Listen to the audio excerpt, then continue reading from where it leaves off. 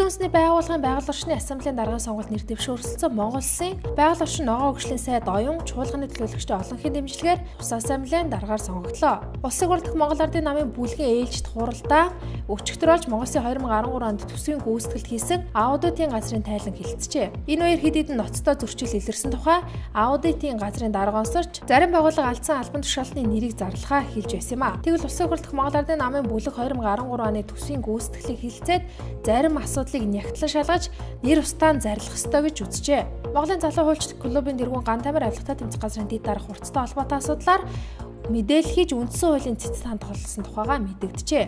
Авилгатай тэмцэх газрын дэд дарга хурцын томилгоог хууль зөрчсөн гэж тэрээр үзэж байгаа юм аа. Учир нь авилгатай тэмцэх газрын дэд даргад нэр дэвшигч нь 10-аас доошгүй жил төрийн албанд ажилласан, эрх зүйч мэрэгжил эзэмшсэн байх шаардлагатай байдаг атал хурцын шалгуур тэнцээгүйгээр тэрээр үзэж байгаажээ. Бидаагчдын бүлэгийн өчигдрийн хуралдаанаар Улсын хурлаар хилцэж байгаа хит хитэн хуулийн төслийн талаар байр сураа нэгтгэжээ.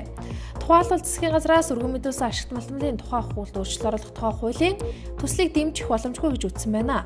Учир нь ил хуулийн тусалд хайгуулын лиценз олгохыг зөвшөөрсөн буруу эхлээд хэний гарт ашигт малтмлын лицензүүд төвлөрч байна вэ гэдгийг нягтлах ёстой. Нөгөө талдаа стратегийн орд газарт төрийн эзэмшлийн хувь хэмжээ их байх нь ард түмэнд ашигтай туснаа.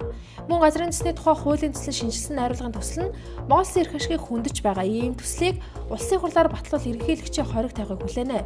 Хэрвээ ерөнхийлөгч нэр дурдсан дээрх хоёр төсөлд хориг тавихгүй бол үндсийн хуулийн цэцэд гомдол гарах болно гэж үзжээ. Монголын үндэсний олимпийн хорооноос үндэсний цэцэрлэгт хүрээлэнд олимпийн өдрийг тэмдэглэн баярын ясалт олимпийн медаль тамирчид оролцож парад жигсэн Монгол Улсын торгой хилийн дагуу аялах бамбарын аяллыг эхлүүллээ.